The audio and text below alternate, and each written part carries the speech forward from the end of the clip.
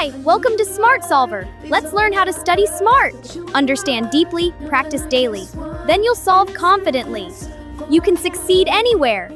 Welcome to Microscopic Cribs. Okay, let's dive right into this explainer and take a high-energy tour of the incredible, invisible world of unicellular organisms. If you think your bedroom is a tight squeeze, well, just wait until you see how these creatures pack all the absolute essentials of life, eating, moving, and reproducing into just one single tiny room. We're going to break down the actual structures of these remarkable little survivors so it's super easy to visualize and remember. Let's get into it. Here's our micro safari itinerary for today. We'll start with the basics of the one-room creature. Take the amoeba blob tour. Check out the solar-powered swimmer known as the euglena. Dive into a pretty foul fact about brain eaters and wrap it all up with an ultimate revision summary. Let's get moving. All right, stop number 1, the one-room creature. So, the crucial thing to understand here is that these tiny creatures aren't complicated plants or animals. We call them unicellular organisms. Uni meaning one and cellular meaning, well, cell. They are completely self-contained in just one single microscopic room. Unlike plants and animals, which are made of millions or even billions of cells all working together, a unicellular organism does absolutely everything it needs to survive totally by itself. It is literally the ultimate independent living setup. It's honestly mind-blowing when you think about the contrast between us and them. We're highly complicated beings, right? But the very first organisms that ever existed on Earth, they were just like the creatures we're learning about today, consisting of just one single cell. And the wildest part is, despite being the absolute oldest type of life on the planet, there are still countless organisms alive today just rocking that highly efficient one-cell lifestyle. Moving right along to Section 2, the amoeba, affectionately known as the blob tour. Now, pulling up to our first microscopic apartment, we have the amoeba. Notice how it completely lacks a fixed shape. It literally just floats around looking a bit like a blob of jelly. But hey, don't let its messy appearance fool you. This little blob is an incredibly successful organism. You can find amoebas hanging out in freshwater, saltwater, wet soil, and sometimes even living inside animals. They don't need a rigid skeleton. Their flexible shape is actually their biggest advantage. Just like a classic MTV Cribs tour, let's check out the amenities inside this one-room setup. First up, the nucleus. Think of this as the master control center. It dictates how the amoeba grows and handles reproduction, which it usually does by simply splitting itself right in half, an awesome process called binary fission. Next, we've got the contractile vacuole. This is essentially a built-in waste pump that continuously bails out excess water and waste so the poor amoeba doesn't just pop. Then there's the food vacuole, acting like a tiny floating stomach bubble for digesting meals. And wrapping the whole shebang up is the cell membrane, which acts as the walls of the room, filled with a jelly-like cytoplasm that holds all these amazing features perfectly in place. Okay, so how does a blob actually get around? This movement technique is completely fascinating. Amoebas don't have legs or fins. Instead, they literally change their body shape to move. Step 1. They stretch out a part of their body into what biologists call pseudopodia. Pseudo means false, and podia means feet, so false feet. Basically, stretchy arms reaching out. Step 2.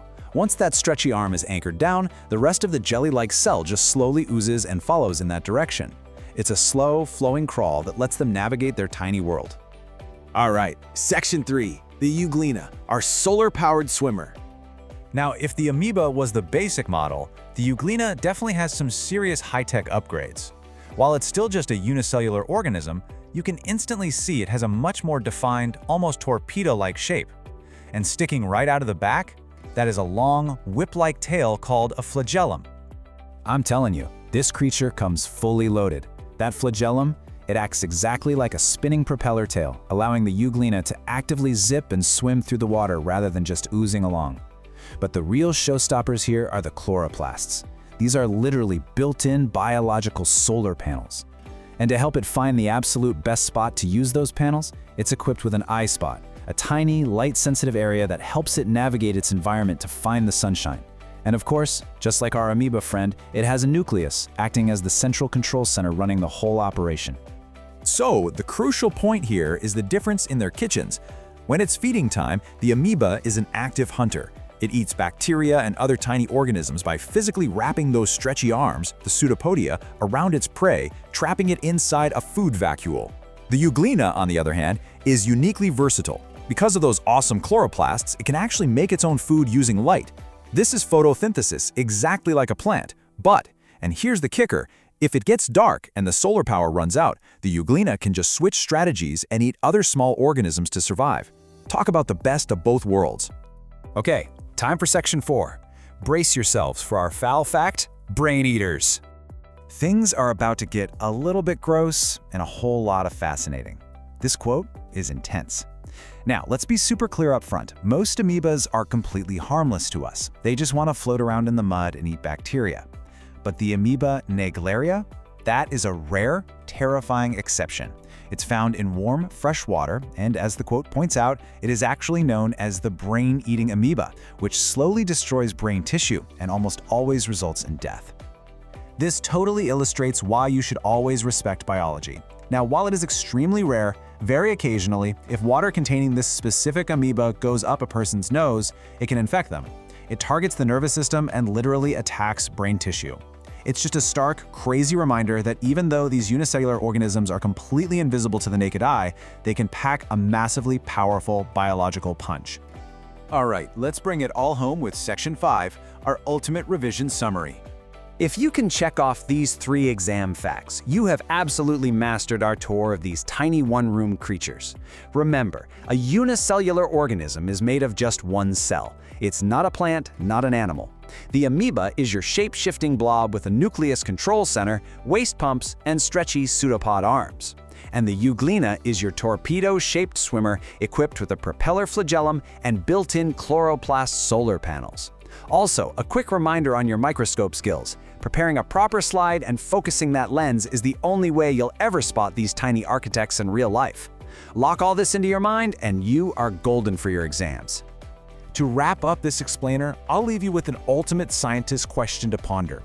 How does being a shape-shifting blob give the amoeba an epic survival advantage in a microscopic world? Think about it. If you don't have a rigid shape, you can squeeze into literally any tiny space to hide from predators, or stretch your entire body out to trap a meal that's almost as big as you are. It's the ultimate biological flexibility. Keep exploring, keep asking questions, and I will catch you on the next explainer.